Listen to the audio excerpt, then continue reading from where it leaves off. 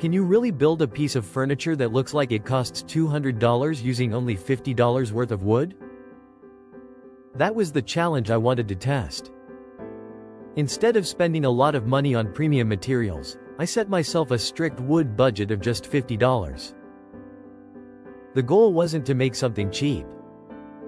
The goal was to make something that looked, felt, and functioned like a much more expensive piece of furniture.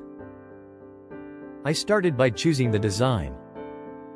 I wanted something simple enough to build without wasting material, but clean enough that the final result could actually look premium.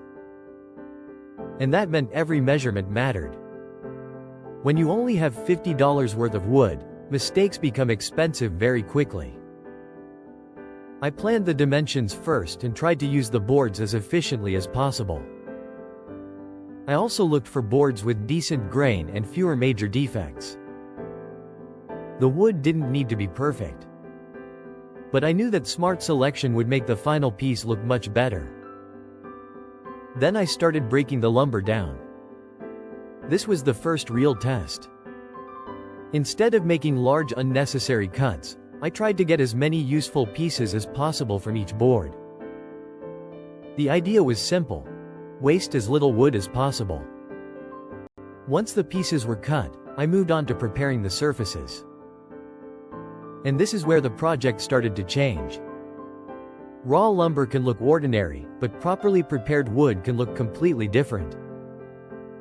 I squared the edges, cleaned up the surfaces, and carefully sanded the pieces. I wasn't trying to remove every natural imperfection. Some of those imperfections actually gave the wood character. What I wanted was consistency. Clean edges. Smooth surfaces. And joints that fit tightly. Because one of the biggest differences between inexpensive furniture and furniture that looks expensive isn't always the material. It's the details. A small gap in a joint can make a project look unfinished. A rough edge can make good wood look cheap. But when everything lines up properly, even basic lumber can start to look surprisingly good.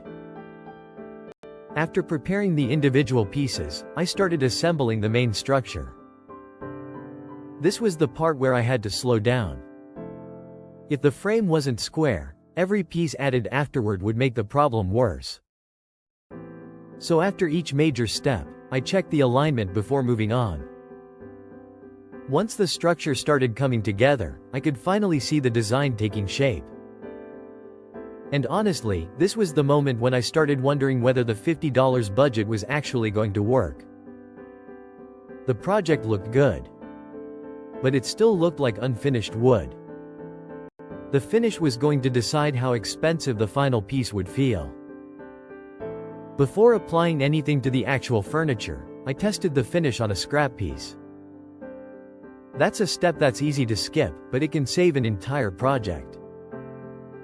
The same finish can look completely different depending on the type of wood, the grain, and how well the surface has been prepared. After testing it, I chose the look I wanted and applied the finish carefully. As the color developed, the grain became more noticeable. The surface started reflecting light differently. And suddenly, the inexpensive lumber was looking much more refined. But there was still one thing missing. The final details. I cleaned up the edges, checked the joints one more time, and made sure the surfaces were consistent. Then came the final inspection. I stepped back and looked at the finished piece as if I hadn't built it myself. And this is where the experiment became interesting. The materials had cost only $50. But the finished piece didn't look like a $50 project. It had clean lines, a finished surface, solid construction, and the kind of simple design that can make furniture feel more expensive.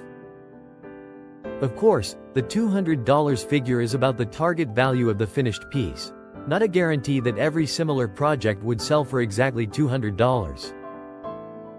The real lesson is about value. The price of the raw material is only one part of what people see. Design, construction, finish, proportions, and attention to detail can completely change the way a piece is perceived. And that's what I wanted to prove with this project. You don't always need expensive wood to build furniture that looks expensive.